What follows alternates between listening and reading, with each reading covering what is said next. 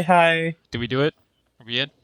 Yes, sir. Hacker voice. All right, go ahead and I want you to get the diamond, and I want you to go ahead and get the snacks, and I'll be waiting here. Me next.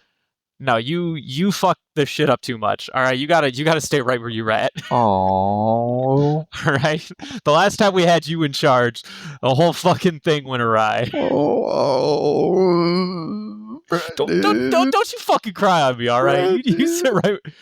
Oh my fucking god! All right, fine. Hey, All right, hey, don't do this. Don't do this. Remember the boat? Jordy, not you too. I remember the boat, but I mean, look at him. He's so sad. I can't say no to that face. Don't do it. Come here, Christian. Get up here. I knew you couldn't do it. All right, this is what I want you to do, Christian. I want you to stand guard. Okay. Okay. All right, great. See, boys, I had it under control. What the fuck are we talking about? Don't worry about it. I am so lost in translation. Good movie. Are you guys on the dub or the sub right now? I'm confused. We're on the Taiwanese rip of it. Oh, that explains a lot why I don't understand. I'm watching the Korean version. You found the Vietnamese subtitles. Did you actually? Yes. No. Video. Oh, okay. I mean, I would believe you if that you did. I know they've got like a French and a German dub of this shit. They've got like subtitles for every fucking language under the sun. Guys, they're listening already. They're fuck. here. Oh, well, they'll deal with it. Dylan, just yeah. Who am I kidding? You're not going to cut a damn thing. Watch him cut just that. Watch him cut literally everything. So okay, yeah, we're here. What episodes? I don't even know. 65 through 67. The falling action to our hero's arrival in Whiskey Peak. I'll just go right into the synopsis of the 3 episodes. We got gunfire from all directions. The heavily outnumbered Zorro is now engaged in a fight unlike any we've seen before. Fortunately, our number 1 slice hero, Fate, just happened to procure him a new set of swords, Yubashiri and Kitetsu III. He makes quick work of everyone, including Agents 8, 9, Monday, and Wednesday.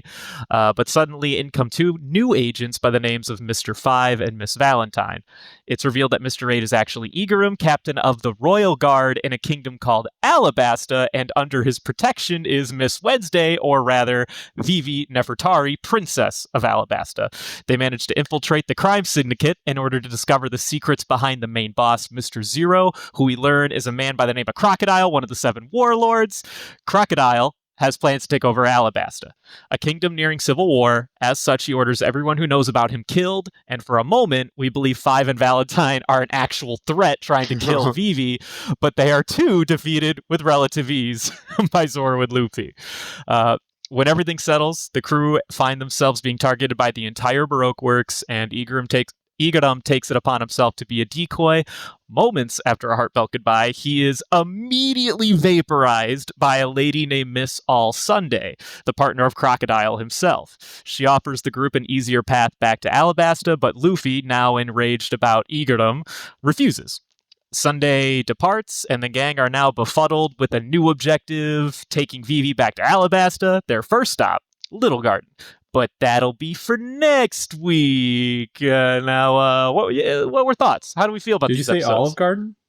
Did I say Olive Garden? No, I did not say Olive Garden. But that would be sweet, though. Yeah. Endless salad and breadsticks. Let's go. An island of nothing but bread. Nothing but breadsticks and salad. It's an island where you can only get endless salad and breadsticks. You literally walk up on shore. It's like, hi, what would you like? Meat. Sorry, we only have salad and breadsticks. Lots of butter, though. Butter Sanji's everywhere. worst nightmare.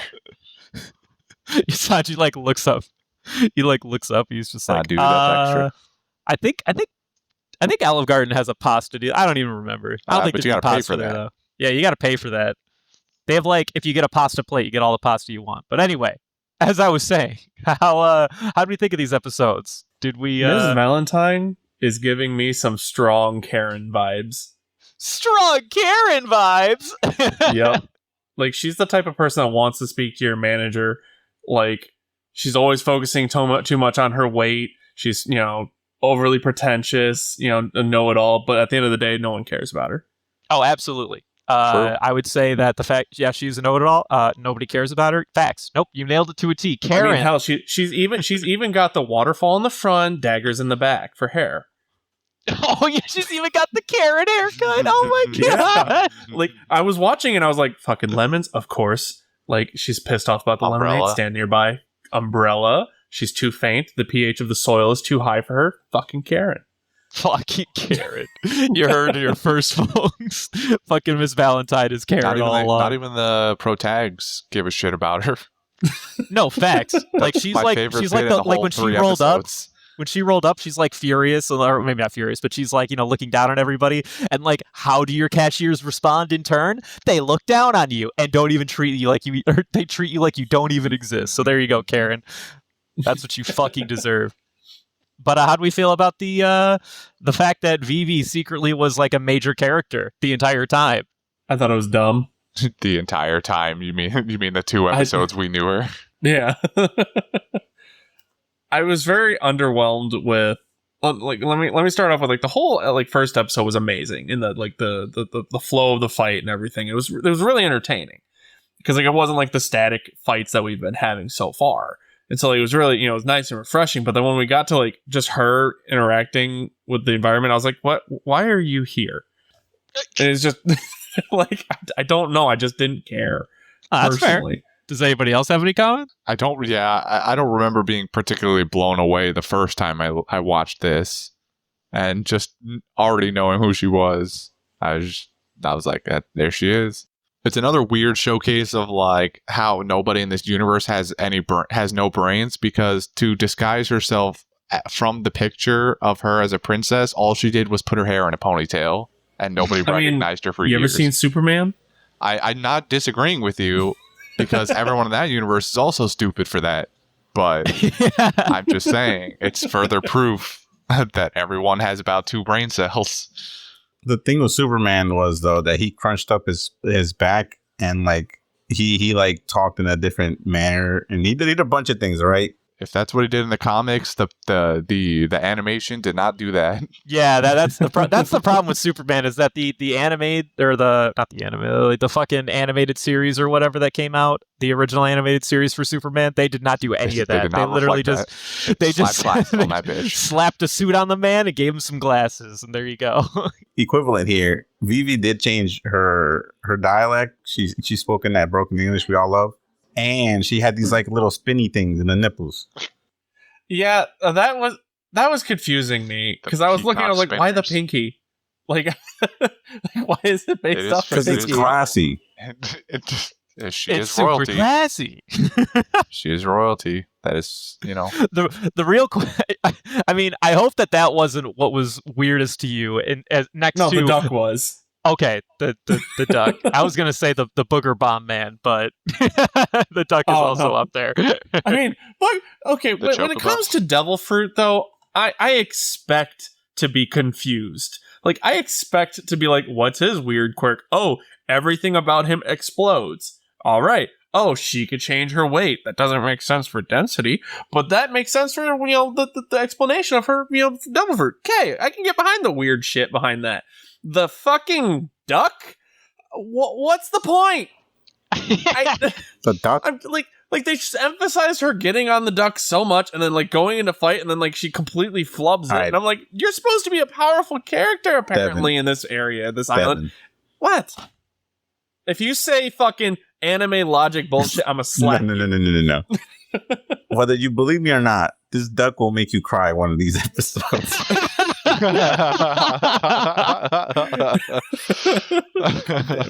This duck, very important. This duck is the goat, my guy. You don't even know. I'm not saying that there's no future potential for character development. Like, after finishing the final episode, I could see them doing a lot more with these 2 characters. But in the current state, I'm just looking at these going, why? No, I agree with you. There's only been 2 episodes. You can't really expect much from a viewer to care. The whole fight between just, Mr. 8, what's her name? Wednesday at the time, the duck, and like Mr. 9, like that whole sequence, I'm just sitting there going like, you're just getting clapped, and it's a joke. like it's not even like epic to some degree. It's more of a joke. Like it's like watching like what's his name like Charlie Chaplin like fight or Jackie Chan fight. You know, even Zorro said it himself. I don't even know if I want to keep fighting these guys. Yeah, this is embarrassing. It was very embarrassing, especially for the setup of the Itachi scene and the whole moon, like the clouds covering and then revealing his face and everything. That was so epic. And then we get into the weird ass fights where apparently muskets turn into machine guns. And I don't know what you're on about. He did whoop 100 people's asses. I'm not saying he didn't whoop a bunch of people's asses. I'm just saying that the 3 quote unquote antagonists that we were first shown to were very underwhelming. If we reflect back on all the fights we've had so far, we've actually never seen these goons go full power. Luffy, Zoro, neither of them have gone full out yet. Because if you think about all their fights, they've either demolished the person or they've been handicapped in one way or another.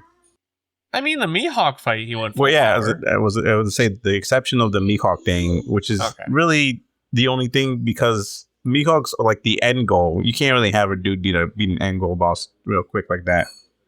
But outside of that, they really haven't been trying. And these 3 episodes really showcase how beyond strength they are compared to the rest of the world.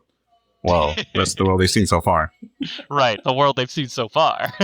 Because these other goons come in and they're like, the lower your number, the stronger the person. And it's even especially better once you reach the 5s. And the number 5 is like, oh, you got this, man. And then he gets his ass whooped with one punch. Immediately. Yeah. He doesn't even just get his ass kicked. He gets his ass kicked. He blows himself up.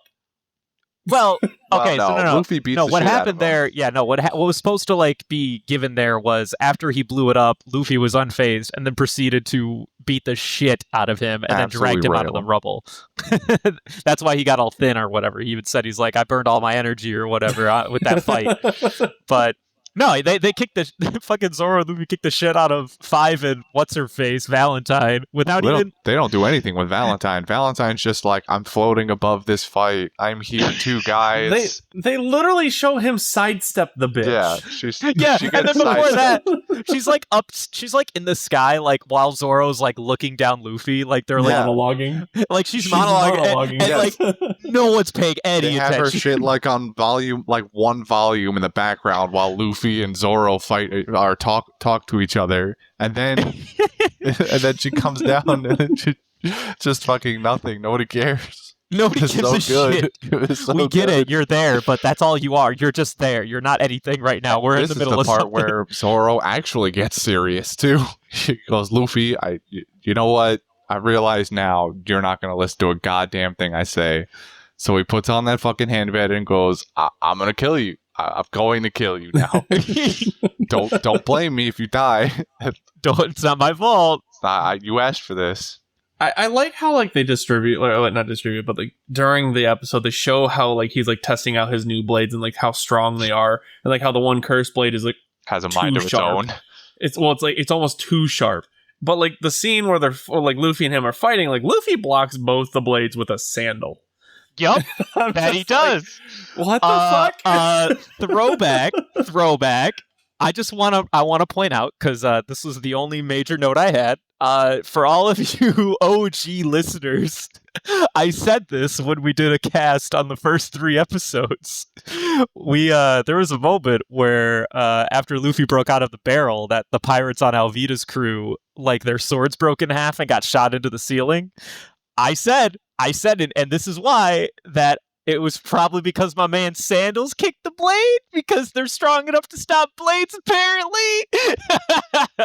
And this, I was saying this for years. What kind of wood are they made out of that is from the East Blue? It's super compressed. No, I just assumed. No, I think I even said in the cast, I'm like, no, they've got to be stone sandals or something, super rock hard stone, iron sandals that are painted brown to look wood. We're gonna learn on episode 1000. These were also a gift. In my head, I just said he stopped them when they were flat. All right, so hit the sides of them. He didn't hit the sharpness. No, that's how I rationalized it. I'm pretty sure the animation has the sharp bit in his sandal. Yeah. I read it as Zoro wasn't cutting with his heart yet. No, I'm pretty sure he was going for it. I don't know, man. He put the headband on.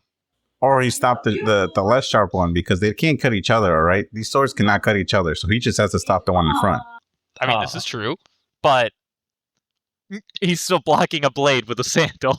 Yeah, at the end of the day, he's still blocking one of the powerful swords with a sandal. He took a note from Mihawk, all right? He was like, I don't got to stop them all. I just got to stop the tippy point. Oh, stop the first one. Facts. Oh my god. He's learning. He gained one brain cell this episode, y'all. You saw it here. How about the sacrifice, though? Igaram? Mamamaaaaa. I don't believe he's dead. I would think that that's a wise choice. that is a relatively popular opinion. I don't think you'll find many people who watch that for the first time and they go, "Oh man, he's dead. This show has stakes now." Like when I saw the explosion, I was like, "Oh, that was fast." That was my first reaction, and then afterwards, I was like, "He'll be back." Yeah. After you watch One Piece for a while, that does kind of be the attitude you get. In. It'd Like, be that way. Like he'll have some bullshit reason of like floating on a log, and if they just waited 5 more minutes, he would have been on shore. Because let's be real, they ran away from the bitch Miss Sunday, and lo and behold, she's still caught up with them. So did it really matter that they ran away? So he probably could have waited 5 more minutes, and he would have been alive. It would have shown. But I do want to talk about the stupid fucking new log thing that that they mentioned, the log pose. That's so stupid. I'm sorry. What do we have? What's wrong with it? It's just like, here's another excuse for some extra bullshit that I'm going to make up for the last minute just to explain why this guy's going to run away faster. Like, I don't know. Man, you loved this made up shit last week. No, I didn't. I hated all this because I said I was envious of the idea for how like the original log stuff worked, but this one I was like, this is just a cop out for your old system. Pick one. You don't get to establish the rules and then break them the next episode. But you do though. You just did it. All right, so yeah, we got the eternal poses now known to the world, and there are still even more ways to traverse the oceans or whatever in the Grand Line. The caveat is that you can only make an eternal pose for the island with which it originated from. So the problem with the eternal pose is that you can only have an eternal pose if you've been to the island in question. So islands that don't get visited very often won't have eternal poses, and they will become more scarce. In fact, to be honest, other than the Alabasta eternal pose, I don't think, at least the Straw Hats, they don't ever use them, like ever. I don't think. I can think of one instance, and it's like in episode 800. So eternal poses aren't like staying power. It's just to help or explain how certain goons in their universe that aren't trying to go out for the adventure are moving back and forth and around, and they're only going to have eternal poses the places they go to the most, or places they communicate with. Like, you're not going to have an eternal pose that leads you from Alabasta to, I can't really list any other islands because we don't know any other islands yet. Long Island. It just feels like an explanation to get them to go to, or to have the ability to go backwards if you need to. That's the only reason that eternal poses exist. That's really the only reason the eternal pose exists, is so that if you do want to go backwards, you have that freedom now. But you can always only go back to a place you've been before that you've made an eternal pose at. But I don't even know how to make them. So like, I don't know if that's even like a thing that's common or whatever. I don't think they ever explain how you make them. But no, yeah, like besides just that, like I was also rather surprised with like how quick they moved like information, for example. Like the moment that they revealed that, what was it, let slip the crocodile guy, like little otter and like a vulture sitting right above them, and then like 2 minutes later a nuke goes off in the city because of a fucking information being dropped, and I'm just sitting there going like, oh my god, like how far away is the boss? No, I mean, all Sunday even said, like, when she showed up, she was like, I was just on my way because I was just doing my own thing for a second anyway. I don't really have any particular... Because she doesn't really care that she knows, like, who the main dude is, Crocodile, because she helped her figure it out. Like, well, to an extent. That's also another thing that I'm thoroughly confused about is I know it's going to be explained later on, but like right now, I'm just like, what motivation as the second in command do you have to fucking like? That's a great question. What does she have as motivation? Like, I'm so confused. Like the last of that episode was just like so much shit cram packed at once, and I'm like, this is so confusing. The only thing that I got from it was that she's smoking hot. She rides a fucking Western turtle. Like, that's all I got from that. That's all you were supposed to get from it. You weren't supposed to get anything more than that. No, I know. And it's just like, I'm just saying, like, I don't understand your motive. It doesn't make sense. Yeah, she hasn't given you her motive. Yet. That's exactly right. She has not given you a single motive yet. She's supposed to be a mysterious character. That's like what she's about. We already have like 12. Who's the mysterious character? Okay. Besides Crocodile, who else is fucking mysterious at this point? Mihawk. Let's go over. Yeah, but Mihawk's not coming back into the story. Oh, but okay, so you're gonna literally just ignore the fact that I just pointed one out. I'm not gonna just. He's not mysterious. He's the world's strongest swordsman. The literal otter and the fucking bird. They don't have any motive from what we could tell. Besides, they just do things and blow. They're messengers. That's explained. They blow shit up randomly. They're not random. They punish people who go against the boss's orders. That's also been explained already. There's just a lot to take in from just these couple episodes. That's all I'm saying. It's a lot of world that they're throwing at you at once, and I'm just sitting there trying to process it all. And it's rather confusing because it's like, where is this going? Like the whole like them going to Alabast. Okay, they made it sound like it's super far away when in reality it doesn't sound that far away at all. Well, if they have to hit another island before they get to Alabast. I'm aware, don't get me wrong, but like, it's still, Three more. They hit 2 islands, but like, they made it like when they were giving her backstory, like, oh, I live on an island so far away, and it's like, you mean 2 islands away? That doesn't seem very far.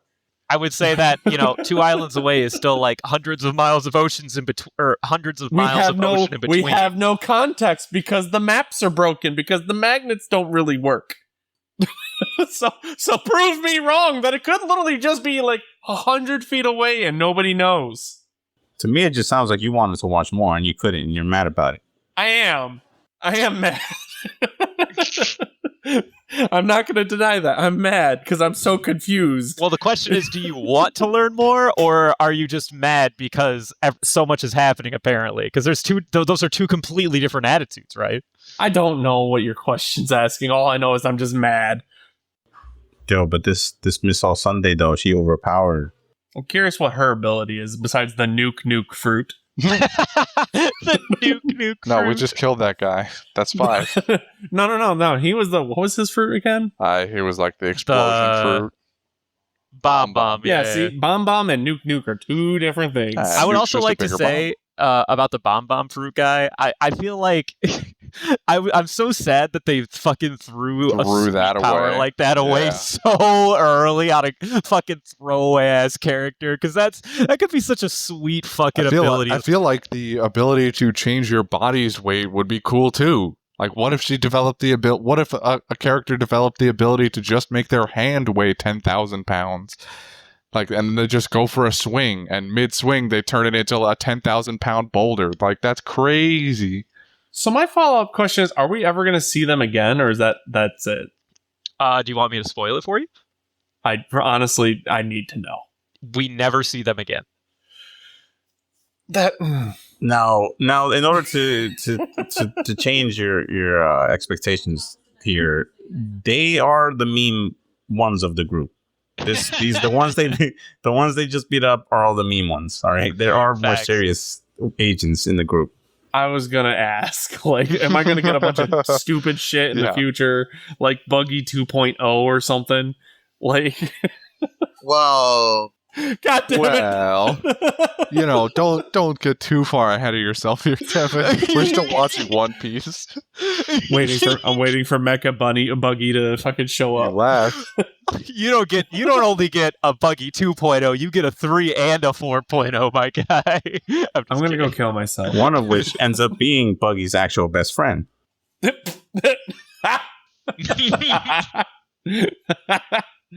Oh no! Well, there's a lot great. To be disappointed.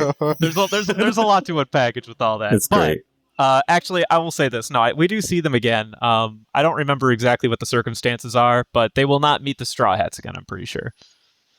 So we're going to see them in like a cutscene where they're like explaining like, oh my god, they kicked our ass. It's a flashback. Neat. Yeah, it'll either be a flashback definitely a or some flashback. kind of maybe like the villain plot progression of some kind. But I'm pretty sure they don't return to the Straw Hats ever again. Because I mean, at this point, they've already gotten their asses kicked by them. So I mean, what more could they prove anyway? I mean, Buggy did too, and he's already back. That's true, but Buggy. Big agree. But Buggy is the future king of the pirates. So Alvita did too, and he's already back. She's already back.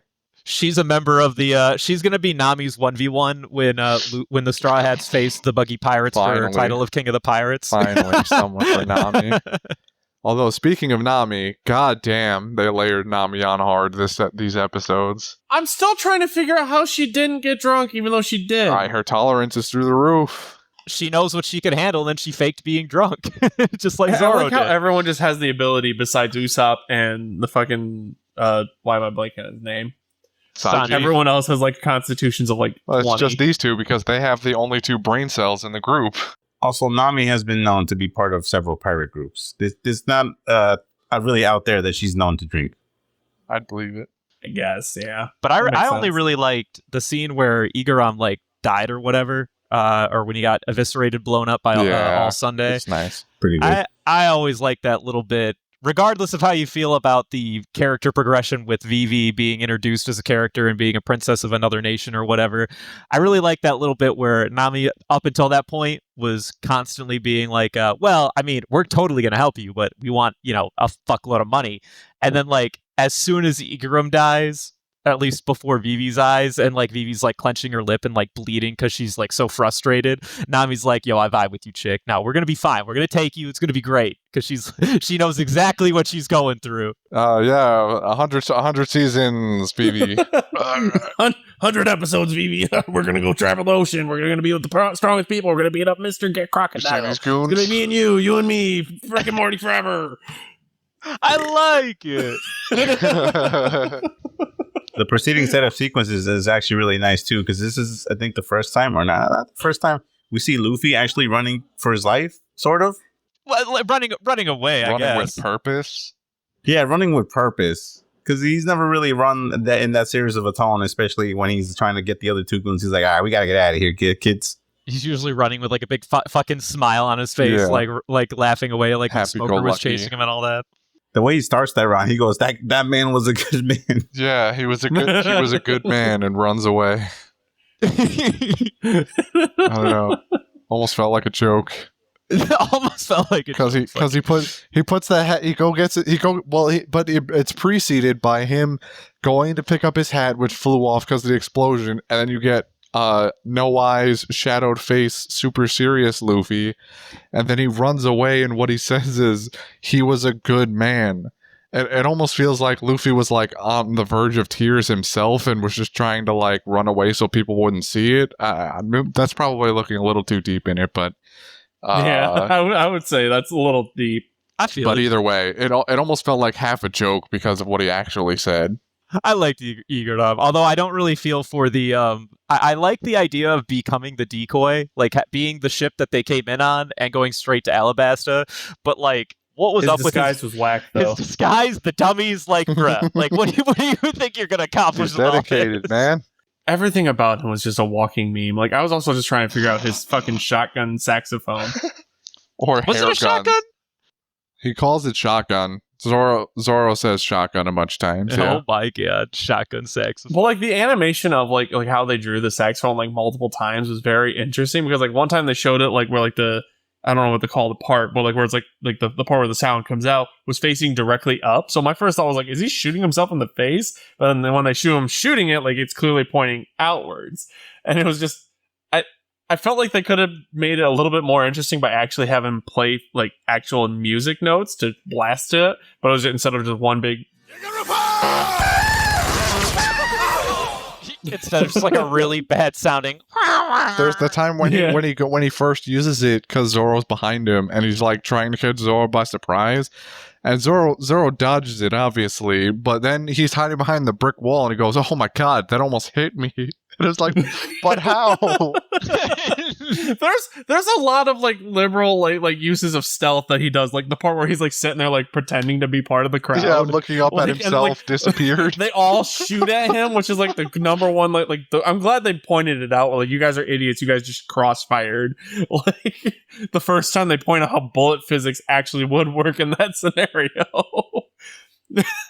Well, like, everything about that fight is, again, just like meme after meme after meme mixed in with some good, just flowing animation. Yeah, I really liked specifically that little bit with his Katetsu the Third, because when he is fighting that goon on the rooftop, I guess like the sword must have like slashed without his permission or whatever, and then he was like, "Bro, what the hell, dude? A good sword listens to his master. You can't be doing this shit out here. I tell you when to cut."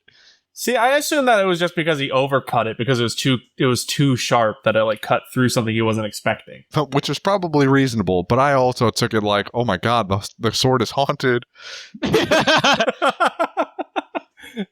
I took it as like it's a blade that's hard to control, where it's like, it's because it's so light and it's so sharp that it's hard to control. Because like, for example, like I had to be the excuse me, but I did learn how to fight with a katana, and like, there is like motion, like you could feel like the resistance on like your cuts and everything like that. And so like, if you don't feel resistance, you're just swinging wildly. Yeah, you're gonna fucking cut something behind it too. If that was the case of how sharp and how light this blade is, apparently. Well, regardless of what the intent was meant to be or showing there, I'm pretty sure that regardless, Zoro will get a handle on it, and it will stop being the little nuisance that it is. Fucking goddamn Katetsu, you crazy son of a bitch. I think that the funniest Looney Tunes aspect of that entire fight is literally the part where he cuts a hole in the roof and like all those goons like stand on and just fall through. He's like, "You should watch your step." Like, oh god, like I'm just watching it going like, what other shenanigans is he going to get up to? No, and then we get to the ladder part where he's like crouched right in front of the ladder and the goons are climbing up and he's got his hands on. He's like shaking it like 5 times. And he even goes like, and then he fucking throws them off. Yeets those dudes. But I do have to say, the most jarring fight about that whole episode is Miss Wednesday. Or no, is it Wednesday? Friday? What's her name? Friday. Or no, Miss Monday. Monday. You're talking about the muscly woman? The lolly voice. The lolly voice? Oh, yeah. In sub, it is very, very, very... Oh, when she screams. When he grabs her head. No, her normal voice is very, very high-pitched in the sub. Oh, really? Yeah. Is it not in the dub? Nah, it sounds like a pretty... It was a good effort, but there is no man who can best my strength. It sounds like a burly woman, I suppose. You should definitely listen to it in the sub. It's very... It's almost like uncharacteristic. It like, I'm sitting there thinking like a lolly was getting crushed. That must have been the joke. Yeah, that's the joke. They didn't take that joke in the dub. They just gave they said, "A woman, here you go. This is your character." And then she sounds like a little butchier than most, I guess. No, she does not sound butch at all. She is not butch at all. She looks butch, but she sounds like Oni-chan, like the little itty bitty girl of a person. But then you look at her, and it's like, that's a big, strong black woman. Dylan, roll a clip for the audience, please. Thank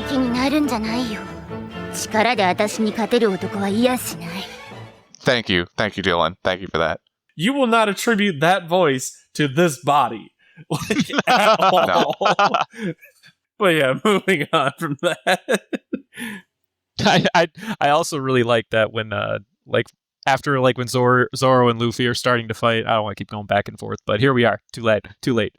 Zoro's like trying to explain like, yo, Luffy, like, bro, they're bounty. Okay, so the first time, and he's like, shut up, I'm gonna beat your ass. But then the second time he actually gets out, dude, they're bounty hunters. Like, they're trying to kill us. Like, they just wanted our fucking food. They wanted our money. And he's like, why would nice people do that? And then like cut to when they're done with the fight. And then Luffy's like, oh, well, why didn't you say so? And I'm just like, welcome to anime. Bad people wouldn't feed us first. Like, wow. I just like, you can see the rage in his face when he says like, I did try to explain that. And then like when Nami beat the shit out of the both of them, and like she's holding them up by like their collars, and they're still like trying to fight each other. They're still punching each other. What I love most about that was when obviously when they were like fighting at first, like Zoro, like Vivi knows Zoro at that point and thinking like Zoro's like a big shot about to take on like Mr. Five and what's her name, Valentine, and then Luffy shows up, who she thinks is like fucking useless, and then Zoro's like, no, this is important, this is bad, we've got problems now, and she's like, wait, what about the two in front of us? He's like, no, fucking worthless, that man, he is the problem. That man over there.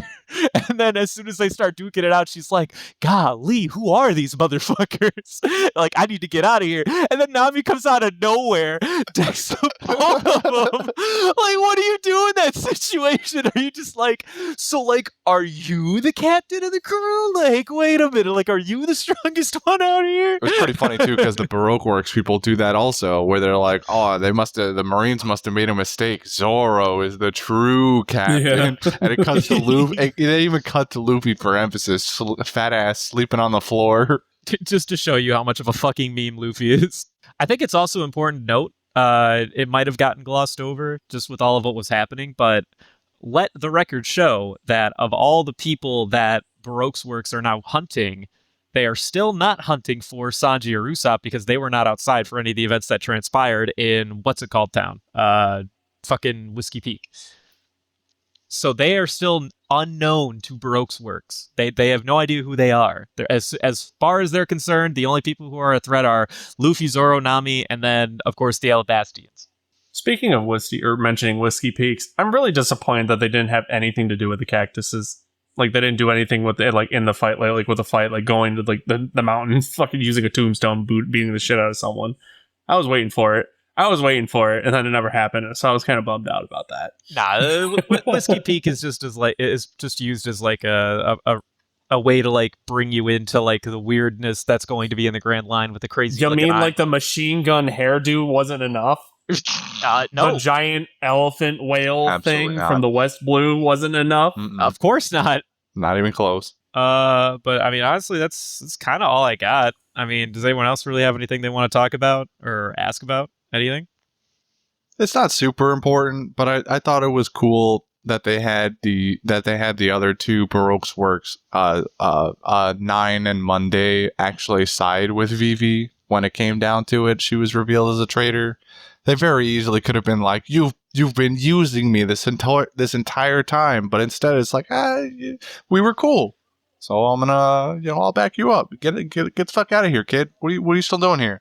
I mean, I agree with that, because it's almost like like your coworkers kind of thing, when your boss says you're fired and everyone else is like, fuck you, manager, we're quitting. Crocodile. Yeah. He is one of the 7 warlords, basically on par with Mihawk. What do we think about that goon?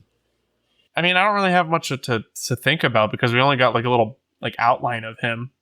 Do you think they are ready to fight a warlord? Probably not, realistically. He lost to Smoker like 10 episodes ago. Smoker was very explicit. Smoker was like, you can't be me. You ain't fucking ready, kid. I think they still have some like because of the islands that they're going to hit next, there's probably going to be some more development of characters, I would assume, to make them stronger, I guess. I mean, that's kind of the whole plot of You think Luffy's going to get a Super Saiyan? No, I don't think Luffy is. But someone else might do something more impactful, I have a feeling. But you think Usopp's gonna get a Super Saiyan? Dude, Usopp absolutely going to get a Super Saiyan. You know what? I'm gonna jump on that wagon. Usopp's gonna be the first one to get the next Devil Fruit. Mwah. Bold of you. Mwah. Interesting. Devin seems to be under the impression that other people are gonna get Devil Fruits in this crew. We already established that as a spoiler. What? Did we? Did we? I'm not even gonna go back. All right. That's fine. I assume Zoro's going to get a Devil Fruit, obviously. Wow. Because there's no way that he could compete with... Yes, really. Unless he's going to just replace his swords later on, which kind of takes away the characteristic of the swords he just got. Didn't you think Mihawk also wasn't using a power, though? That's the thing. I don't know. Zoro would never. accept the power of a devil fruit. He wants to win by his own strength and his own strength alone. Well, he has to get his power up somehow. Sure. That's the thing, is like all we know is for versions of power-ups in this universe are devil fruit. We can't just say fucking hard work and determination. Jesus Christ. That's what he's done up to this point. I mean, yeah, I'm not saying that that's not impossible. I'm just seeing it, like what we've been shown so far. I don't see it not happening. Also, with the spoilers of people are going to get devil fruits. How do you think Mihawk got as strong as he did? I don't know. I do not know. I just want like a hypothetical here. We haven't really seen. I doubt we've even seen his full strength. So like, I can't even really fathom currently how powerful he is or what he's capable of doing. Because let's be real, he might as well have just been using the back of his blade while fighting Zoro, from what we saw. So like, it had the same effect. Like, I have no context of scale. So like, I can't really make an assumption right now. I can only just assume he's that powerful. You don't think he himself knows where the One Piece is and drink some juice? We don't even know if the One Piece is a juice. Last time we saw it was an udon, a pair of glasses that have been destroyed, and I forgot what the other one we said. Backing up though, I want to. Okay, so I know we've already mentioned this. So there are going to be more members of the crew that we have not yet met. So I want to, and I know you already know that much at least. I want to bite in the butt really quick.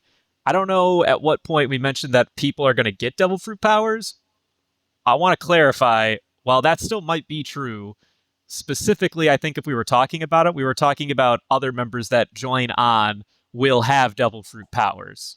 I want to make sure that's clear. I don't know if I would be surprised if I told you, because that would be a pretty heavy spoiler, if any of these main crew members happen to get a devil fruit power. I don't remember who did or who didn't. I doubt we would have went that in depth into it. I had a Nami quote. I have one meme quote and one serious quote. My Mimi quote is when Nami beat the shit out of Usopp and Sanji after they woke up. They're like, "What the hell's going on?" And then Nami goes up and just smacks him up the side of the head. And Zoro's like, "Yeah, you should probably get him up and like figure out what's going on." And he's like, "Oh wait, you're already done." She's like, "Yeah, I just filled him in." And he's like, "That was fast." And she's like, "I left out the complicated parts." I was like, all you do is fucking feed him up. What are you doing? Fucking rude. I liked in 65 when Zoro's kicking everybody's ass, and then you got the small child who runs up with a knife, and then which Zoro promptly knocks away, and then the nun runs up and goes, "Oh, please save us, God! It was a joke," and then they try and like spray him down with some mace or something, and Zoro, not falling for it, of course, because his perception is 2000, goes, "That would only work on someone who cares or who gives a shit." It was something like that. But also, I'm gonna spare your lives because you're. I mean, to be fair, I don't think Zoro would ever kill a kid. No, of course not. I just thought it was both simultaneously funny and badass at the same time. Actually, also Luffy, just towards the end of 67, when All Sunday goes, "This was fun. Let's meet again." And Luffy goes, "No." No, I don't want to. He's like, "Oh, she's a good person. Wait, no, she's a bad person. Wait, no, she's a good person." And even Zoro was like, "Dude, can you just like get a grip?" He's just like, "Not right now." So I'm gonna place my NFL bets on Zoro getting this golden him. Oh yeah, for sure, hands down.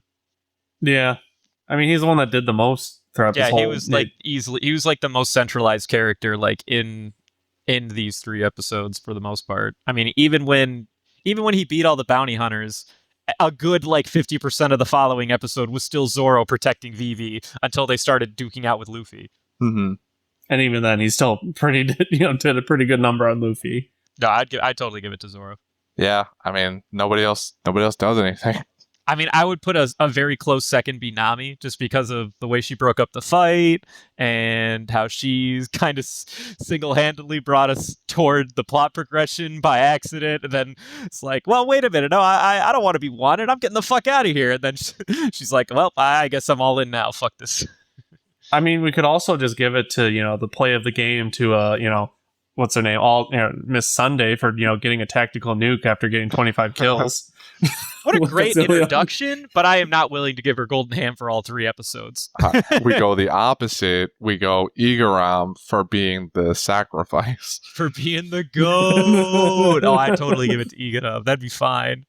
But and also for hair guns that are activated with the tie.